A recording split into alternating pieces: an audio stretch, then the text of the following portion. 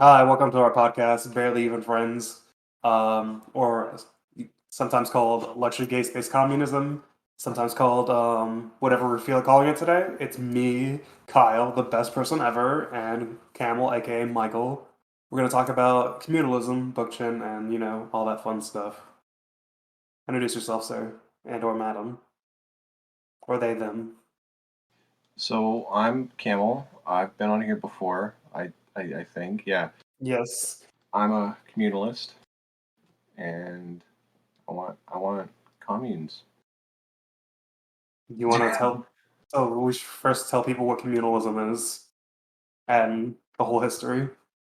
Okay, so it all starts as this guy. His name was Murray Bookchin. He was a communist back in the 30s, and He then was he a was like, Trotskyist. You yeah. need Then he to. became a Trotskyist, and then it was like Trotskyists are dumb. So then he became an anarchist, and then he was like, anarchists are dumb. So he made his own anarchism with direct democracy and confederations of communes and stuff.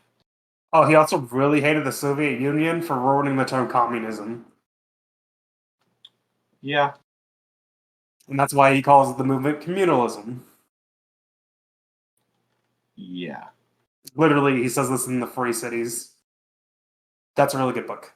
I Everyone should read haven't that. I haven't read that How have you not read Free Cities? It's like his magnum opus. because I wanted to start with the little things.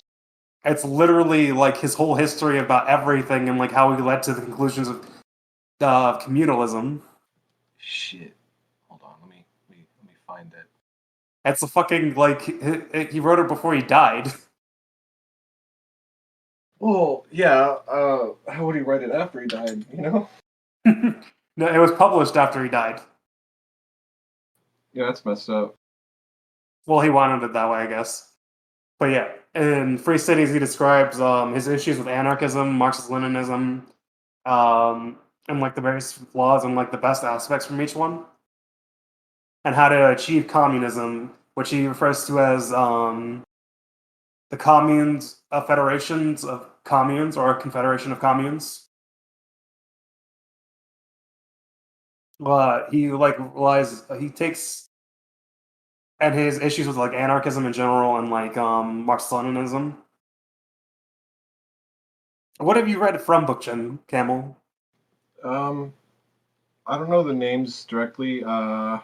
It's all on my phone that's dead. So yeah, I don't have it all anymore. But I know I've read. Hold on, let me find it. Let me just look up his bibliography, and I'll tell you. You, of course, you're the Ecology of Freedom. I think I've read bits of it. How? What the fuck, Camel? But yeah, everyone should read Free Cities. It's a really good book. So how he came to like, so how he sees how his plan of achieving communism is for the creation of people's assemblies and communalists running for city council and local offices, and more or less creating regional enterprises with a planned economy, but like locally planned economies. So like the communalists are supposed to go around and create people's assemblies with like random people in either in neighborhoods or cities, and like big cities are very broken up into wards because and then like or you get on like the city council and you change things that way as well.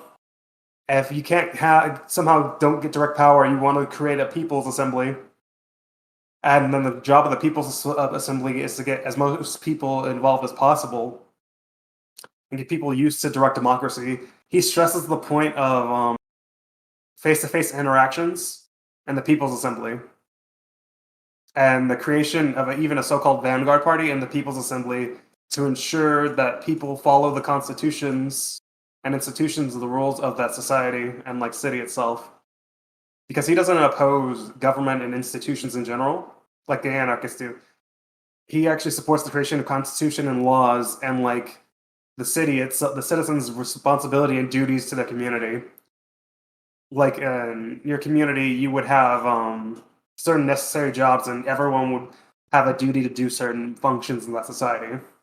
And like, how do we achieve that? Would be getting people involved in the People's Assembly, getting people used to directly ruling themselves, and then things brought up at the People's Assembly, you would like have referendums for the whole city to vote on direct democracy wise, or like neighborhood or town. Yeah. I remember I was listening to one of his lectures, and he was talking about how we don't really have responsibilities anymore. Like, for instance, taking out the trash. We just get the trash to the curb, and then we let the city deal with it. But we have no real say in like what gets done with the trash. Yeah, like my city has a okay, my like power company is an actual co-op, but the only way you can get actually voting rights in the co-op is to be a massive landowner. Oh, so it's not really a co-op properly. Yes, it's not really a co-op. It's like originally it's a co-op. It's a municipal co-op basically, or some shit like that. So like it's a state. It's a co-op for like everyone, but you only get voting rights based on how much land you owned. So it actually like limits everyone's ability to actually function and have a say in the co-op of how our power is generated and the pricing as well. And there's like a council and stuff, and people vote for who runs the council. So it's actually similar to what Bookchin also suggested for the People's Assembly as well. Like you know how the laws are written by lawyers, but they don't have like any experience or whatever actually implementing the laws. They hire people to do that. So, like the People's Assembly or the Popular Assembly would elect people from the assembly itself based on like criteria of how competent they are for that certain job to actually run it in like a council or something. It's actually sort of like that idea, but my city does it. But you need to be wealthy to actually have any say. Yeah. So I've read. Hold on, let me find it. I've got it here. So I've read Post-Scarcity Anarchism and Spanish anarch. No, yeah, the Spanish anarchists and stuff like that. Oh, he said in the Free Cities, he complained the reason why the Spanish anarchists fell, the Seneclists, is because they refuse to take power. So they allow the liberals and like the Marxist Leninists to take control of the government, even though the Seneclists had control of like Catalonia and all these like the worker, the unions and like that shit, and they actually controlled everything. But they gave power to the government because they didn't want to keep power themselves.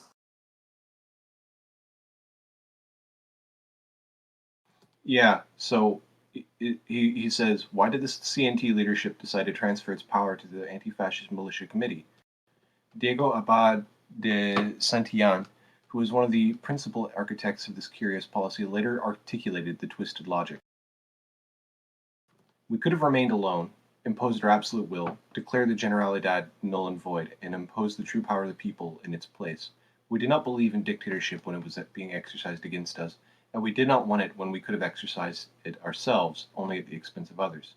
The Generalidad would remain in force with the president companies at its head, and the popular forces would organize themselves into militias to carry on the struggle for the liberation of Spain. This statement, reiterated in different ways by nearly all the leading figures of the CNT, combines outright falsehood with numbing stupidity. Had the CNT taken the power, it would not have remained alone. All the revolutionary workers and perhaps a substantial number of the enlightened petty bourgeoisie in Catalonia would have supported it. Certainly, the POUM, a large anti-Stalinist Marxist party in the province, would have actively supported a workers' government. Even the Stalinist leadership in the PCUC and the UGT, both of which were quite small in 1936, would most likely have been unable to prevent a majority of their members from supporting workers' power in Catalonia. Yeah, exactly. Like in general, like that it ended up betraying them because like the Stalinists, aka the Marxist-Leninists, betrayed them later with Stalin's weapons, and that actually crippled them, the left in Spain and allowed the fascists to take over. Yeah, so they were idiots. Oh yeah, Bookchin also says anarchism and communism are incompatible because anarchism is based on individuality, and anarcho-communist is like a contradiction, and so is anarcho-syndicalist, and he calls syndicalists not real anarchists as well. Yeah, it's kind of not. It's just like trade unions and shit. That's funny because like I've read other people criticizing trade unions and syndicalism from like anarchists as well. It's pretty much that. Yeah, that's pretty much the case. It's not actually anarcho-syndicalists. According to the syndicalists, they want to use the syndicates to create um, communism. Yeah. So But his issue with syndicalists, if I recall correctly, is like, so just basing your entire society on trade unions is not gonna fix it. It's not gonna, like, they're still gonna be competing against each other if you don't do more. yeah, because he even talks about in Free Cities as well how the syndicalists had to force other enterprises to help other enterprises in Catalonia. Yeah, right there, right And fucking there in the book. yeah, like that's why he suggests for regional enterprises to be run by like the People's Assembly and like the councils for those regional enterprises to be like people from the People's Assembly who are like most competent as well, and that can be recalled at like any time, Yeah, but like they have to be recalled for like a valid reason. Yeah, Bookchin puts a lot of emphasis on constitutions, laws, institutions, and norms, which is very interesting from someone who used to be an anarchist. yeah, it is. Yeah, because his main gripe with anarchism in general too was it became lifestylist, and how anarchists mostly focus, since they were really about the individual, they focus on changing themselves and like their little communes that don't actually challenge society in general or the power structures. Like he grew disillusioned with anarchy by like Yeah, the 90s. because like all they were doing in the '70s is like nothing, and then in the '80s, a lot of them just became like lifestylists, you know. And then he And really fucking hates Stalin and like Marxist Leninists. yeah, I Because he think I think when he was a younger person, he the way that they treated him, the Marxist Leninists, was probably not very good. But you know, well, he talks about how China and Soviet Union became the dictatorship of the party instead of the dictatorship of the proletariat. yeah, And like and the highly centralized nature of those societies ended up being what crippled them. yeah, because I was I was watching Fellow Traveler uh, months and months ago, and he said like one of the big failings of the USSR was that um, like one of the things that definitely led to its collapse was they they focused way too much on heavy industry, even when their heavy industry was like developed. So what they should have done, and they didn't, obviously, is they should have focused on like making everything more and more efficient rather than just building new factories and building new dams and all that crap. But when I read Michael Prentice's book, the Red, the Reds and the Blacks, Rational Fascism. He talks and like the fall of the it's like the downfall of communism and some shit about communism and fascism. But he talks about in the Soviet Union as well. They didn't really focus that much on like efficiency and like everyone more or less just did their job, and Yeah, there wasn't like any like reason to become more efficient, and like it was just cheaper to buy new machines than to get, and it was harder to find like replacement parts. And then like everyone was constantly afraid of like losing their job, so they never adopted new technologies.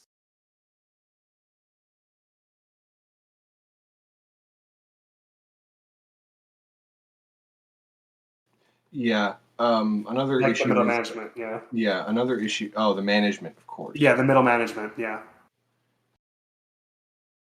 So we just need to make sure that the middle management loses their jobs anyways, so no one's actually afraid of it. We need to make sure the middle management does not exist. Yeah. I mean, it's gonna exist in some way. That's what Yeah. AI is for, I and mean, like yeah, algorithms now. yeah. Um, It's sort of they're getting automated because like right now, like Uber and like those sorts of apps, the gig economy itself, there's no middle management. It's just an app telling you what you're doing, where you're going. yeah, it's kind of incomprehensible though. like it, middle management's one getting like even fucking Amazon. Like there's an app that like fucking tells its workers what to do, how fast they need to be going, and tracking everything they do. Yeah, that just seems kind of creepy. Yes, exactly. It is. Like the managers are the ones getting outsourced instead of like actual difficult labor because it's easier to outsource managers.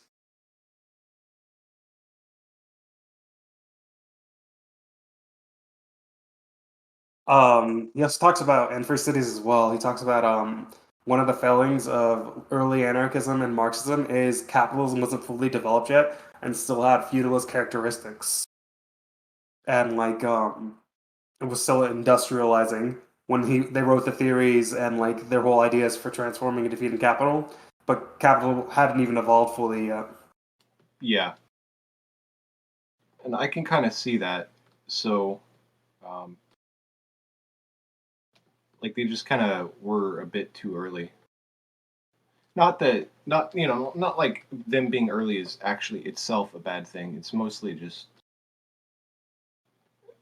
I've always felt like Marxism and stuff is really there's something incomplete about it. The dialect isn't done yet. Yeah, like we're not through with this whole capitalism thing. Well, the whole thing with Marxism is like capitalism will eventually go to socialism and communism on its own, Yeah, which is kind of stupid apparently, because we're about to go extinction. yeah. I don't think they saw that back then. Well, they saw capitalism's need for barbarism because like we're highly militarized for like no fucking reason at all,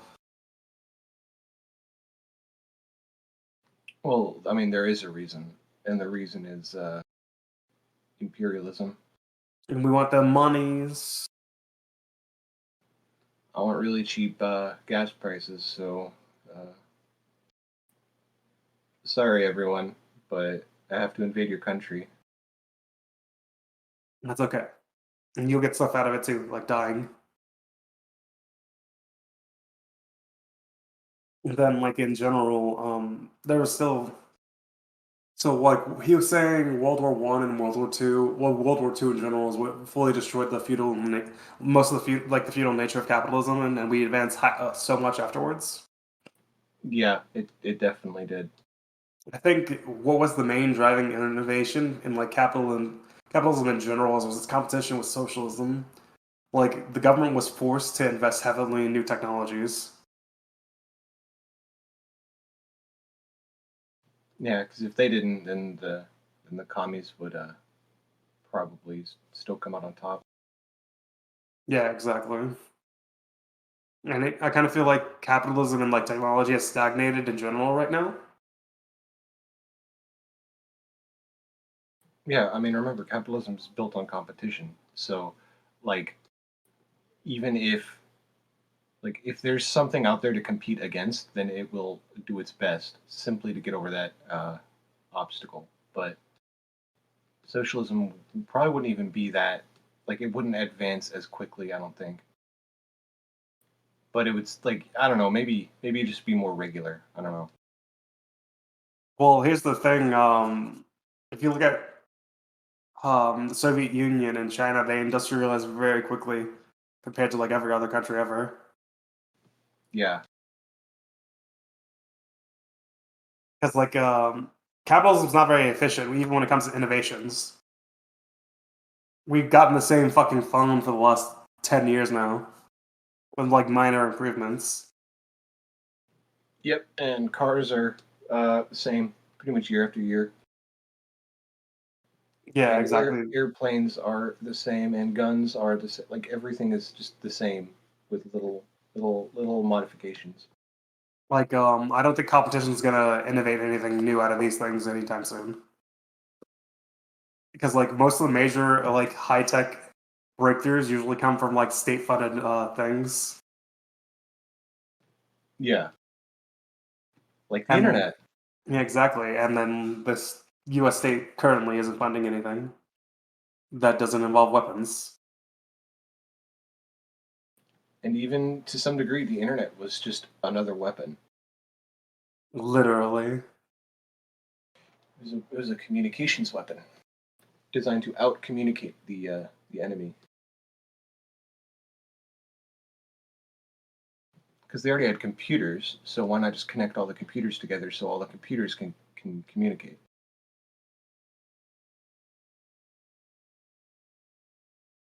And you know what? That's gonna get everyone killed one of these days if they ever upgrade the nuclear system. Yep. Because analog is still good for some things, like it makes it Yeah. unhackable. Yeah, you can't really. I mean, it's not unhackable. I mean, you can still walk in and just steal the floppy disk or whatever. That's You're gonna technically. walk in with a bunch of dudes guarding it. Yeah, I mean that's still technically hacking, and it's technically possible, but it's probably very unlikely. I knew a guy who he was in the Air Force and his job was defending like the nuclear sites. The one good thing that the military does is keep people from just being able to just freely nuke anyone. Exactly, that's what the People's Council's for. We're gonna vote on who gets nuked. Based. People's the People's Assembly of the United States. We're gonna vote on. Oh yeah, we need to go on the evolution of communalism. We fucking got so fucking sidetracked. Holy shit. Nice. So like, communalism evolved into democratic confederalism thanks to our good friend. How do you pronounce his name? Abdullah Öcalan, I believe. Yes, the Kurdish former Marxist-Leninist turned democratic confederalist. He wrote a theory about it, and currently in Rojava in Syria, they practice it. It's a libertarian socialist model. Yep. And they're based. Not as Yes. based as they could be, but still pretty good. Yeah, so pretty much it's like you take the communes of the Federation of the Communes, and you confederate all the different cities and towns together to form something that competes with the state itself, the nation state, because the nation state's fucking evil. Yeah. Oh yeah, we forgot that whole part. So the whole point is you take over the local cities and like governments, you create a federation or a confederation of like cities, communes, towns to challenge the state itself by giving people power and direct democracy to control their lives, and it builds dual power for leftists in general and like people to challenge the power of the state, the central state. Yeah. Um, so, and in doing so, you technically build like the backbone of the system that you would be living in the future. Yes, exactly. We'll be doing the Yeah. communisms. Yeah. There's no like transitional uh, phase or anything. It is all just one continual transition. One day we'll be just there, communisms. Yeah. No more states. Like No more. it's extremely dialectical. Okay. Yeah. So you have one little co-op, two little co-ops, three little co-ops, and then these three little co-ops make their own little confederation, and they start funding the creation of a little commune, so on and so forth. You keep getting more and more of this, and eventually you just get what you're aiming for.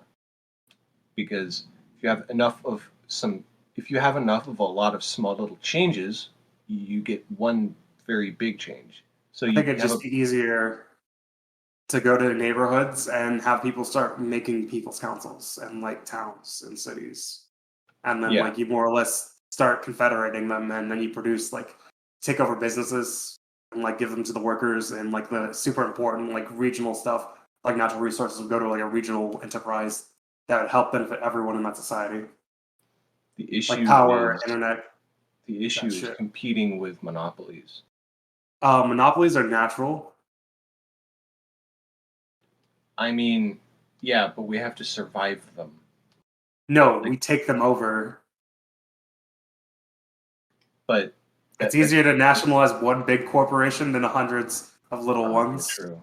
That is true. We could literally, if the corporate, like, say the the power company right now is currently the one who runs my city's power at like the general county is a fucking co-op right now.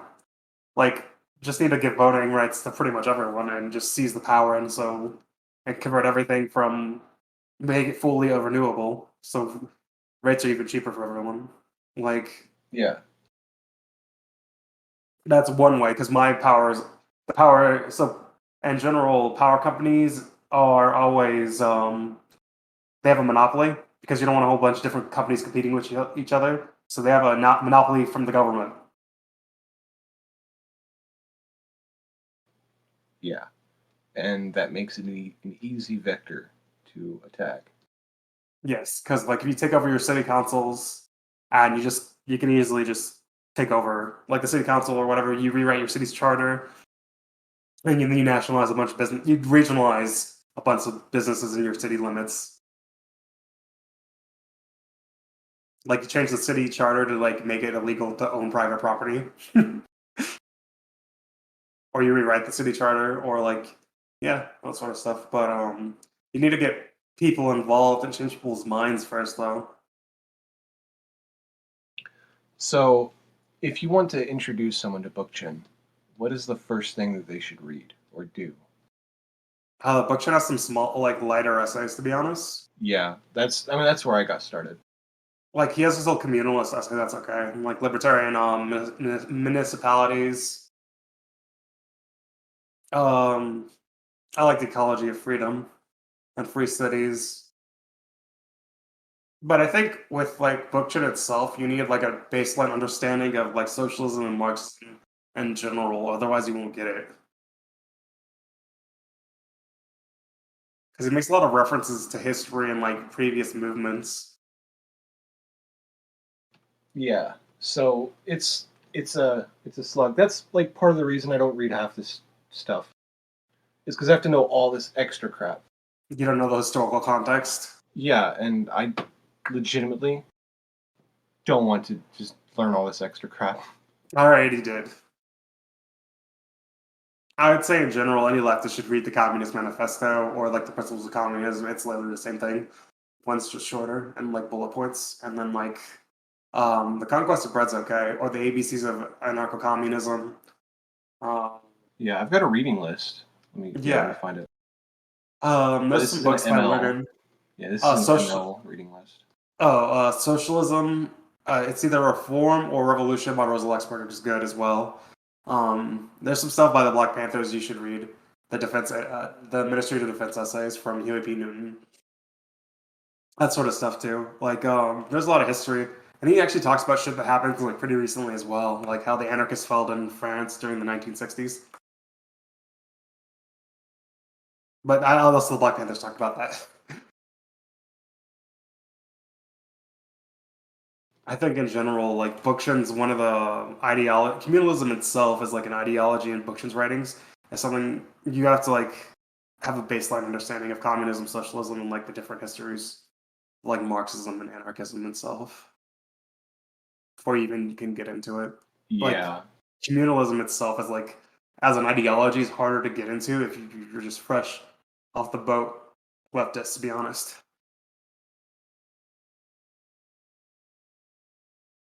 Because it's a synthesization of Marxism and anarchism.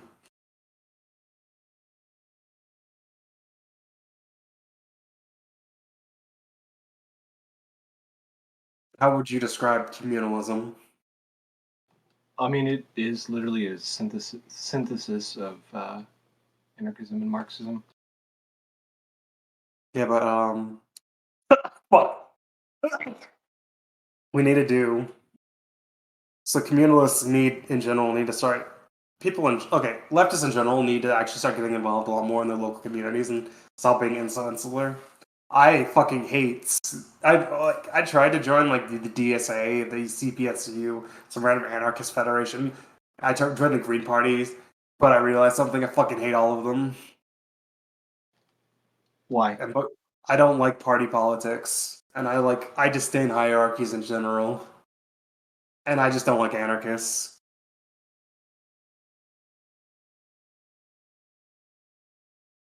And most leftists I met have no like understanding of geopolitics or history or why people do the things they do.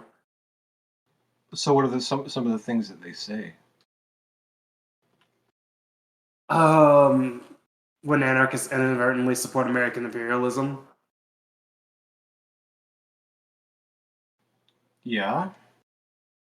and then the Green Party in general seems kind of wishy-washy and like doesn't have.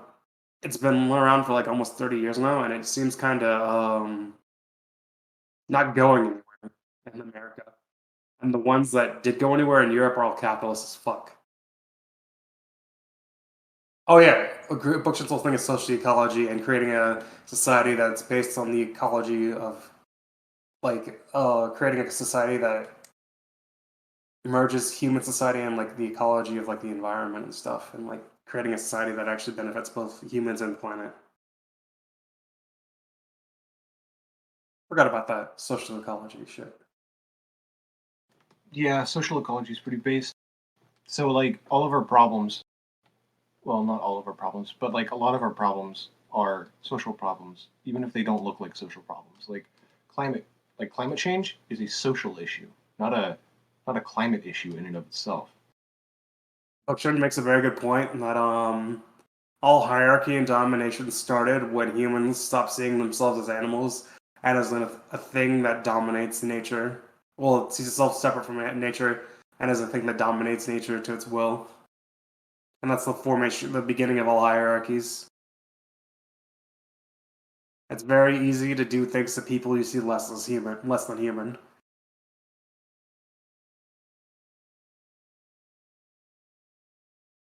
Yeah.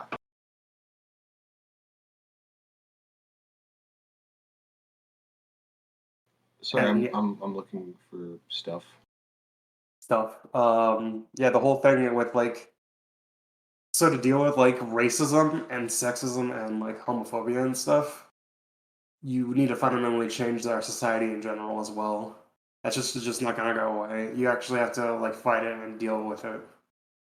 And like one way to deal with like racism is full integration and ending the highly segregated neighborhoods in America. Yeah, so making everyone move together. Yes, exactly. Then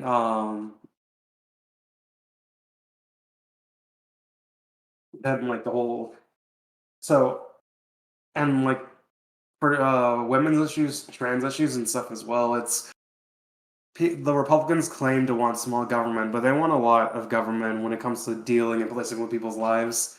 So we need a like actual constitution to protect individual rights and the people from discrimination and like harassment from the state. Like abortion is like should be a right in the Constitution.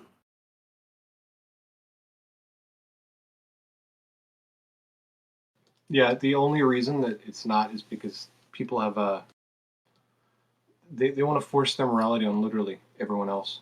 Yeah, and And they Buckshianism, think that they own other communalism people. is all about being rational and making sure rational choices and decisions are made. And he even suggests even if you have to have a small vanguard party and populist assemblies to prevent the rise of tyrants and people who wish to reestablish hierarchies.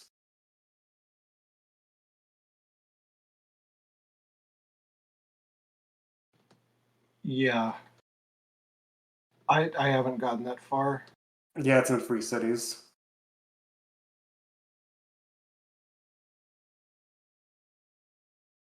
And you could tell he hates that he had to call it a vanguard party.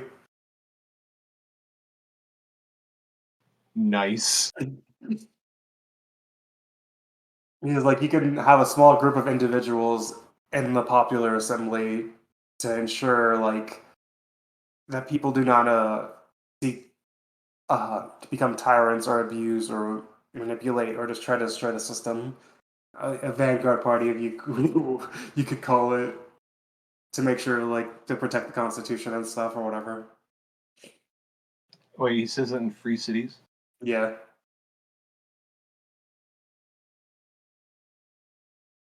Pretty much what I got from reading Free Cities is communalism is anarcho-Marxist-Leninism. Yeah, I'm searching for it. Hold on. Oh, I can just link you to it. I'm already on Free Cities. I'm just looking for the Vanguard bit. I think I don't. He might have. I think he said Vanguard. I'm not sure, but he pretty much said Vanguard. To be honest, pretty sure he said Vanguard. I don't fucking if I remember correctly. I could be remembering wrong.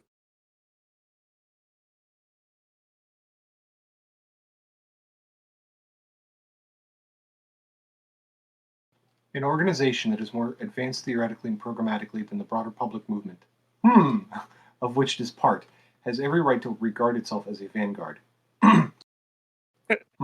Just as the French term avant-garde denoted that certain artistic, musical, or other schools were more advanced in practice and thought. Obviously, such an acknowledgement does not confer upon a vanguard any special privileges, but it simply recognizes that their ideas and practical contributions can be expected to have a marked, indeed guiding importance. An advanced, highly conscious political organization should provide leadership, yet always retaining its independence institutionally and functionally. By the same token, not everyone in an organization has the same level of experience, knowledge, wisdom, and leadership ability. Leadership that is not formalized will be informal, but it will not disappear. Many individuals in revolutionary groups were outright leaders whose views had more significance than others. It is a disservice to perpetuate the deception that they were simply influential militants. Leadership always exists, however much libertarians try to deny the fact by concealing its existence between euphemisms. Wow. Wow. Yeah, exactly.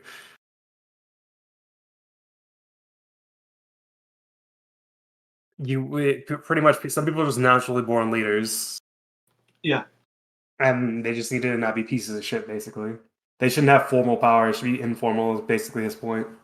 A serious libertarian organization would establish not only leaders, but also as means by which uh, the membership may recall leaders whose views and behavior they oppose, and effectively modify their activities. On the other hand, frivolous opposition to leaders for its own sake should never be tolerated. One of the most scandalous features of anarchist organizations, when they exist, has been the dizzying individualism that permits neurotic personalities to disrupt meetings and activities as expressions of selfhood. Similarly, the use of ad hominem attacks, gossip, and personal rumors to undermine the influence of leaders and subvert serious ideas has done much to prevent anarchists from establishing effective organizations. This is literally what the CIA talks about that you should do in every leftist and communist meeting. Yeah. Finally, communalism is not simply a vehicle for establishing a communalist polity and the appropriate institutions. It is also an outlook that includes a philosophical approach to reality, as well as society, and toward the natural world, as well as human development. It contends that the ongoing crisis in our culture and values stem not from an overabundance of civilization, but from an insufficiency of it. It defends technological development, used rationally and morally, as reducing labor and creating free time that potentially allows citizens to participate in public affairs, time for creativity, a reasonable abundance in the means of life, and even in a rational and ecological society, the ability to improve upon the impact of natural forces. Post scarcity abundance, not to be confused with the mindless consumerism fostered by capitalism, must be wisely tempered and controlled by municipal assemblies and the free confederal institutions that an emancipated society can create. Yep. Exactly. Above all, communalism stakes out a claim as a continuation of all that emancipatory and the Enlightenment tradition of the 17th and 18th century. It firmly shares the Enlightenment conception that freedoms constitute the defining potentiality of humanness, the potentiality for the selfless elaboration of reason by rational praxis until humanity finally achieves the actualization of a truly rational society.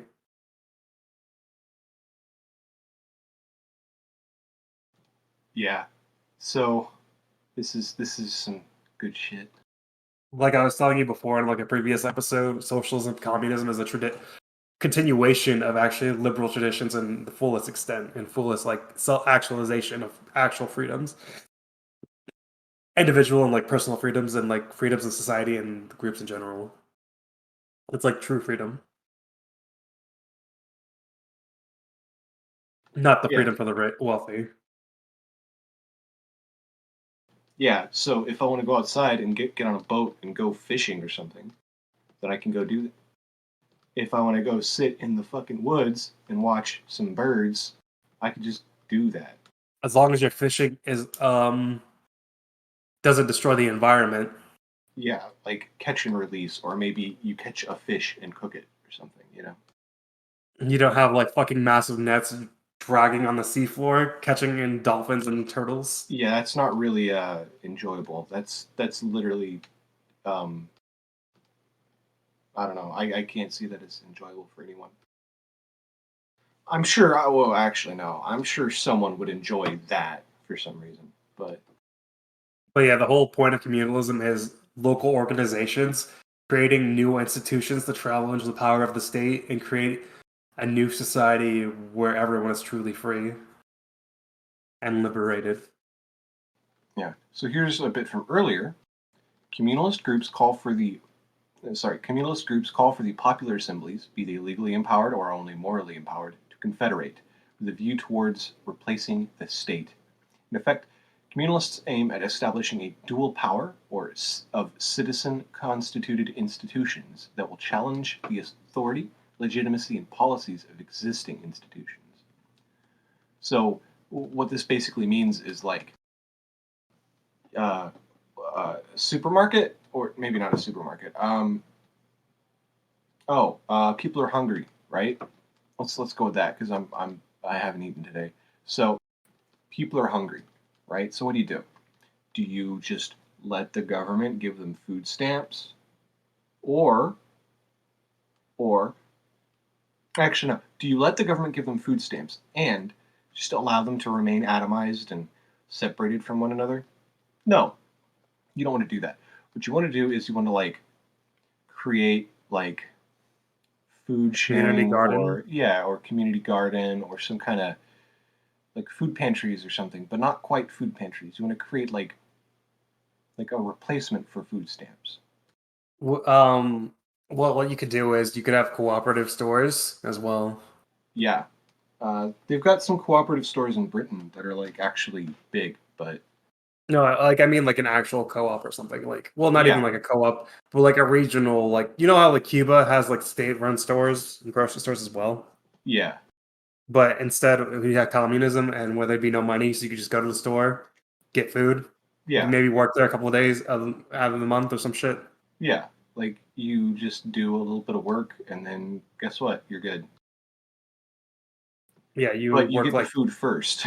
exactly. You just have like an obligation to work at like your local store once a month or some shit. I don't fucking know, Yeah, or how often you feel like working there. It's like just more or less to keep it in stock or whatever. Because there wouldn't be like cashiers or anything. yeah. It would literally just be self check.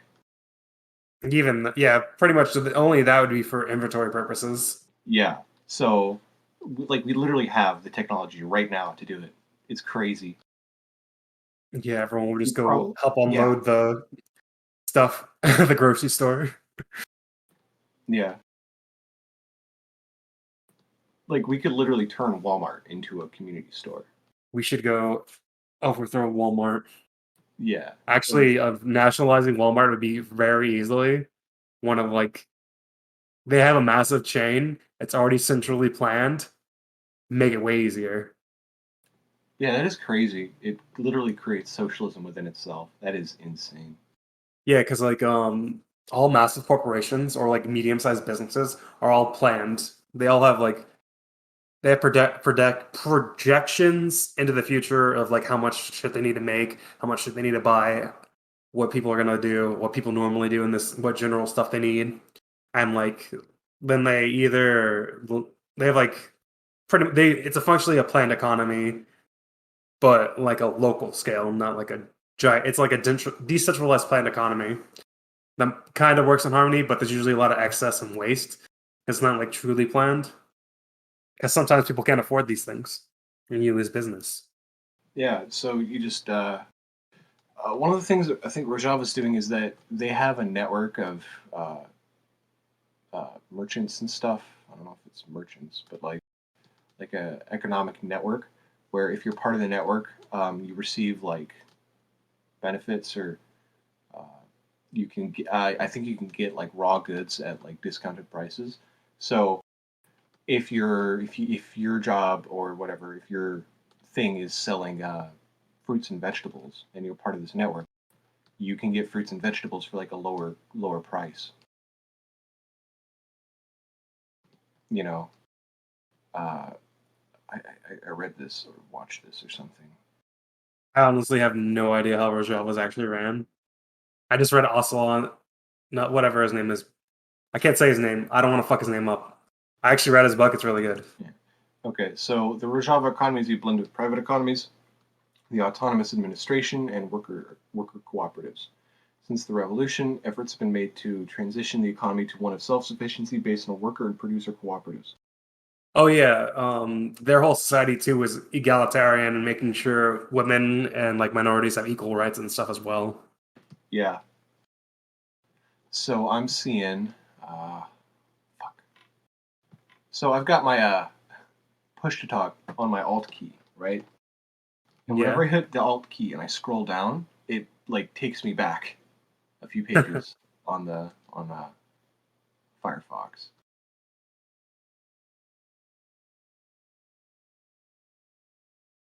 Anything else you want to add? Or why someone should be a communalist? Um, I mean, if you ever have an issue with how anarchists behave and Oh yeah, you how also they act, you should really think about it. Um, and if you have issues with maybe like some segments of like MLs or something who get really dogmatic, I'm not going to say all of them are because I don't even think most of them are. But in fact, it's mostly the anarchists who are the most dogmatic, in my opinion. well, I kind Because, of yeah, oh, go ahead, go ahead. I was gonna say Bookchin also calls it libertarian communism, and like it depends. Like some tanky like MLs I've met, they've gone down like some weird dogmatic anti-liberalism pipeline, and their support for like anti-imperialism in like China and stuff. But some of them are okay people. I just don't particularly like dogmatism and like loyalty to like one idea or party or anything.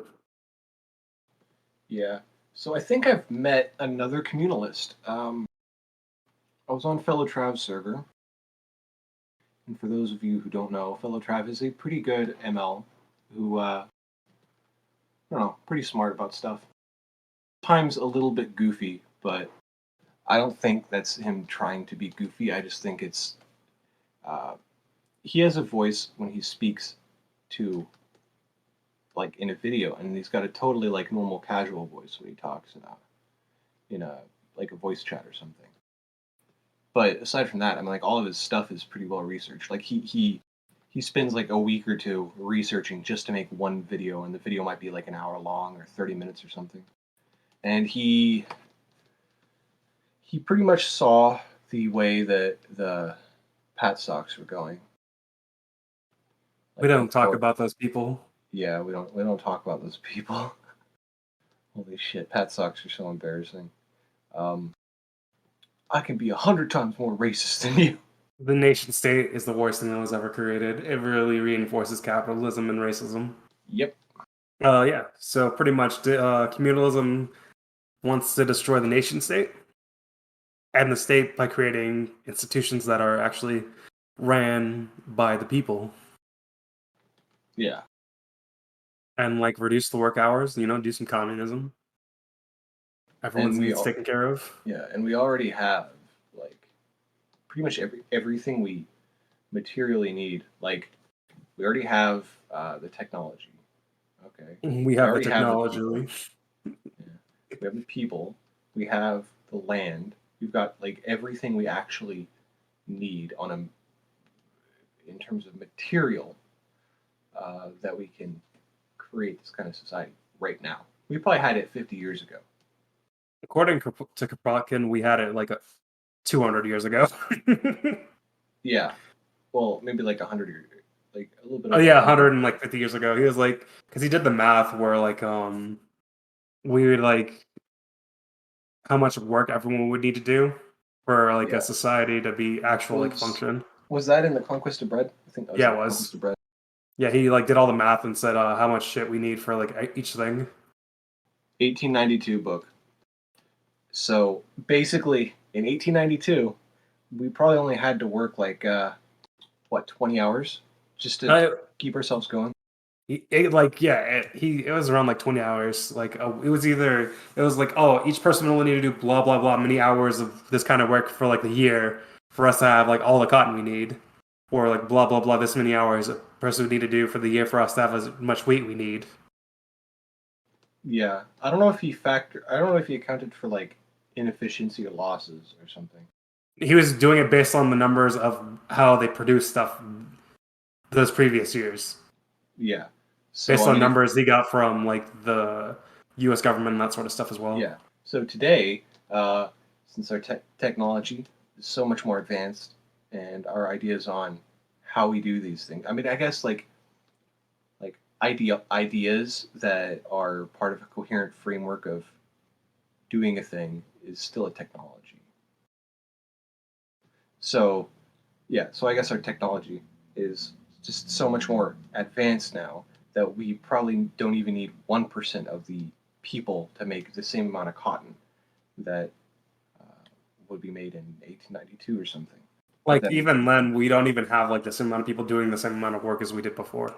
Like yeah. labor hours are supposed to be decreasing. We're way more efficient, but the efficiency hasn't gone anywhere. And we have nothing to show for it because all we're doing is making fucking vibrators and dildos and fucking iPhones.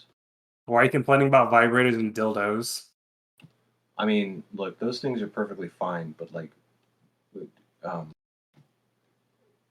we don't really need to make a whole bunch of them, and they don't We need to need be every enough for children's every size. single person to make sure their needs are taken care of. This is technically true, but we have way too many.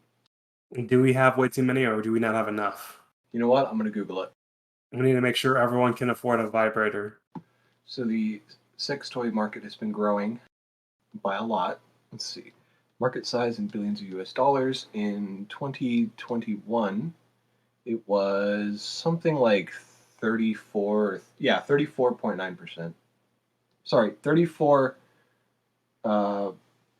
$0.09 billion. So, yeah. Sorry, I just woke up a bit ago. This year, 2022, it's expected to be 37 billion, and next year it's going to be 40.5 billion.